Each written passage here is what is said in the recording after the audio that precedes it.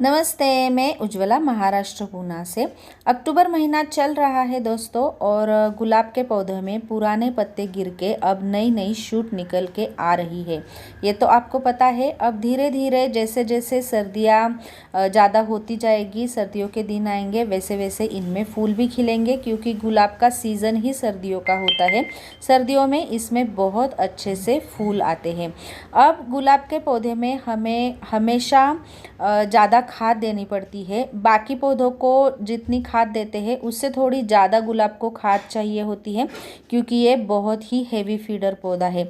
तो आज के वीडियो में हम ऐसी खाद बनाएंगे जो आपको अपने गुलाब के पौधे के लिए बनानी है। इसके लिए सबसे पहले आपको लेनी है कंपोस्ट। कोई भी कंपोस्ट आप ले सकते हैं। काऊ डंग कंपोस्ट लीजिए, वर्मी कंपोस्ट लीजिए, किचन वेस्ट कंपोस्ट लीजिए, या फिर पत्तों की खाद लीजिए। कोई भी आप ले सकते हैं।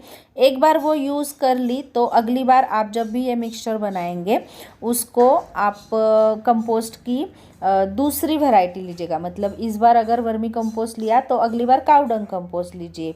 उसके बाद बनाएंगे मिक्सचर तो किचन वेस्ट कंपोस्ट लीजिए। इस तरह से कंपोस्ट को आपको अदल बदल के देना है। अब ये खाद का मिक्सचर बनाने के लिए मैं इस कटोरी का इस्तेमाल करने वाली हूँ। 2 कटोरी मैंने यहाँ पे वर्मी कंपोस्ट लिया है। अब इसका आधा पोर्शन हमें बोन मील या फिर रॉक फॉस्फेट लेना है। आपके पास जो भी अवेलेबल है वो आप कंपोस्ट के आधी मात्रा में लेंगे। मेरे पास अभी दोनों है, तो मैं 2 कटोरी कंपोस्ट के लिए 1 कटोरी आधी कटोरी बोन मील लेने वाली हूँ और आधी कटोरी में रॉक फॉस्फेट लेने वाली हूँ। तो दोनों मिला के 1 कटोरी तक हो जाएगा। यही मेजरमेंट है जब भी आप कोई भी फूल के पौधे के लिए खाद का मिक्सचर तैयार करते हैं। तो कंपोस्ट के आधी मात्रा में आपको बोन मील या फिर रॉक फॉस्फेट लेना है। अगर ये दोनों नहीं है तो आप बनाना पील का पाउडर भी ले सकते हैं। तो ये अभी मैंने यहाँ पे आधी कटोरी रॉक फॉस्फेट लिया है। इसमें अब मैं आधी कटोरी भर के बोन मील लेने वाली हूँ। दोनों में बहुत ज़्यादा मात्रा में फास्फोरस होता है, कैल्शियम होता है और पोटेशियम की थोड़ी मात्रा होती है। पोटेशियम के लिए आप केले के छिलके भी यूज़ कर सकते हैं, लेकिन बोन मील और फास्फोरस की वजह से जड़ें हमारी मजबूत होती है और ज़्यादा से ज़्यादा खाद हमारी सख्त होती है जड़ें मजबूत होने के कारण। और जितनी ज़्यादा खाद सख्त हो जाएगी उतना हमारा पौधा अच्छा हो जाएगा, हेल्दी हो जाएगा। अब इसमें मैं 2 चम्मच इप्सम सॉल्ट मिलाने वाली हूँ। इप्सम सॉल्ट मतलब कि मैग्नीशियम सल्फेट। ये मेडिकल में भी मिलता है या फिर खाद की दुकान में भी मिलता है। मैग्नीशियम सल्फेट के नाम से आप इसे खरीद सकते हैं। 2 चम्मच तक मैं मैग्नीशियम सल्फेट देने वाली हूँ, जिसके कारण पौधा हरा भरा रहेगा और मिट्टी भी हमारी एसिडिक हो जाएगी। फूलों के पौधों को एसिडिक मिट्टी बहुत अच्छी लगती है।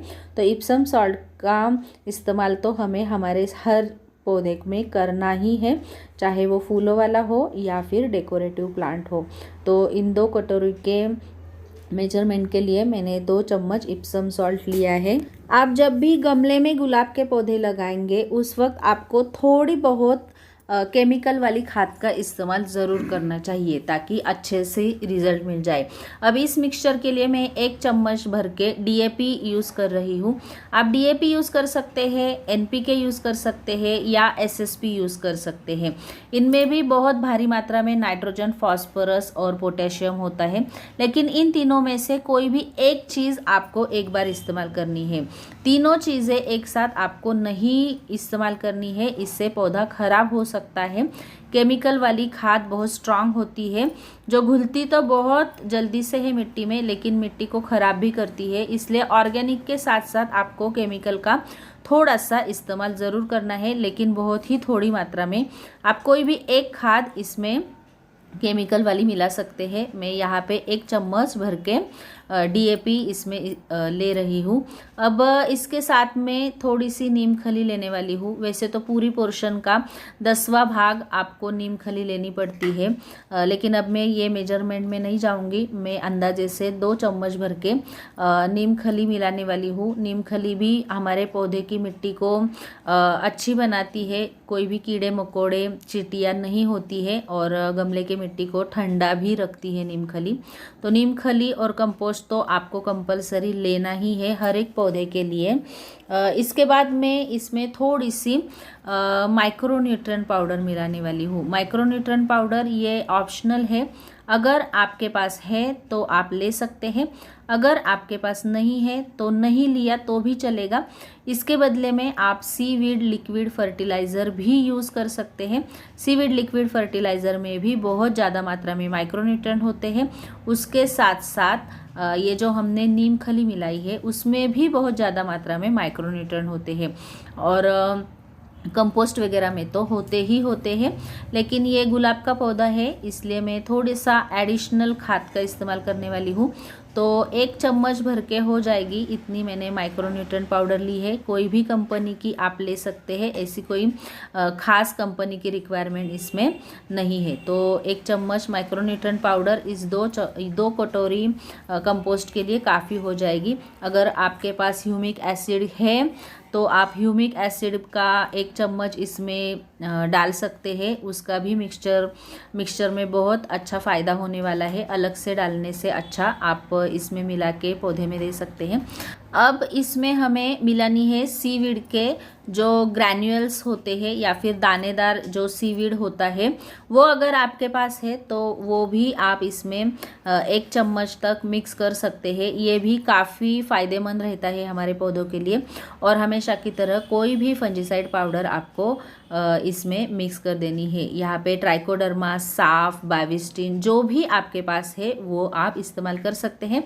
मेरे पास अभी ट्राइकोडर्मा है तो मैंने ट्राइकोडर्मा मिक्स की है। ये हमारी खाद तैयार हो गई है। अब इस खाद का 1 चम्मच आप अपने हर गुलाब के 8 इंच के पौधे में 12 दिन के अंतराल पर ऐसे किनारे से डाल सकते हैं। किसी भी पौधे की जड़ें बीच में होती है और छोटी छोटी जड़ें ऐसी बाजू में फैली हुई होती है, तो उनको तुरंत खाद मिलने के लिए आपको ऐसे किनारे से खाद मिक्स कर देनी है। जब भी खाद देंगे आप पहले 1 दिन पानी देना बहुत ज़रूरी है। बिल्कुल गीली मिट्टी में आपको खाद नहीं देनी है या फिर बहुत सूखी हुई मिट्टी में आपको खाद नहीं देनी है। 1 दिन पहले गुड़ाई करनी है, उसके दूसरे दिन आपको पानी देना है और फिर तीसरे दिन आपको खाद मिक्स कर देनी है। हर 12 या 15 दिन के अंतराल पे आपको इस खाद का इस्तेमाल कर देना है। इसके साथ साथ आप हर 10वें 12वें दिन कोई भी लिक्विड फर्टिलाइज़र का भी इस्तेमाल करेंगे, जिसमें कोई भी कंपोस्ट का पानी हो सकता है, केले के छिलके या फिर सरसों की खली या फिर जो भी ओनियन पील होते हैं उनका लिक्विड फर्टिलाइज़र, किचन वेस्ट का जो एब्स्ट्रैक्ट हम बनाते हैं उसका लिक्विड फर्टिलाइज़र, कोई भी लिक्विड फर्टिलाइज़र आपको देना ही है। गुलाब के पौधे को बहुत खाना चाहिए होता है, इसलिए आपको इसका मिक्सचर बनाते वक्त जितनी ज़्यादा से ज़्यादा आपके पास खाद की वैरायटी है वो इस्तेमाल कर सकते हैं, उसका मिक्सचर बना सकते हैं। अगर इसमें से एक आध चीज़ आपके पास नहीं है तो आप स्किप कीजिएगा। अगर इसमें से एक आध चीज़ ज़्यादा है आपके पास ये छोड़ के, तो आप उसका भी मिक्सचर इसमें बना सकते हैं। और क्या होता है, बार बार अलग अलग खाद देने से अच्छा है इस तरह से अगर हम मिक्सचर बनाएंगे तो हमारा एक काम बच जाता है। एक बार खाद दे दी तो वही खाद हमें रिपीट नहीं करनी पड़ती है। आपको ये सारी जो पोषक तत्वों से मिली हुई खाद है वो एक ही बार दिए तो आपको ध्यान में भी रखना नहीं पड़ेगा कि कौन सी खाद कब देनी है। तो इस तरह से मिक्सचर बनाएंगे तो सारे पोषक तत्व, जो भी 16 पोषक तत्व हमारे पौधे को लगते हैं, वो 16 पोषक तत्व हमारे पौधे को टाइम टू टाइम मिलते रहेंगे। तो कैसे लगा आपको वीडियो? अच्छा लगा तो लाइक ज़रूर कीजिएगा और चैनल को सब्सक्राइब कीजिएगा। नमस्ते।